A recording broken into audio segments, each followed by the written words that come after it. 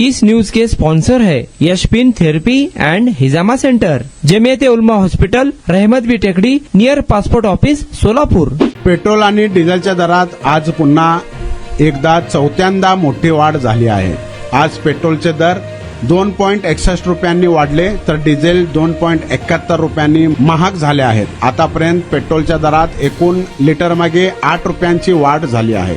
दिल्लीमध्ये डिझेलचा दर 2.71 ने वाढून 92.49 प्रति लिटरवरून 95.20 रुपये प्रति लिटरवर पोहोचला आहे। त्याचप्रमाणे पेट्रोलचा दरही 2.61 रुपये प्रति लिटरने वाढला असून तो आता 99.51 रुपये प्रति लिटरवरून 102.12 रुपये प्रति लिटर पोहोचला आहे।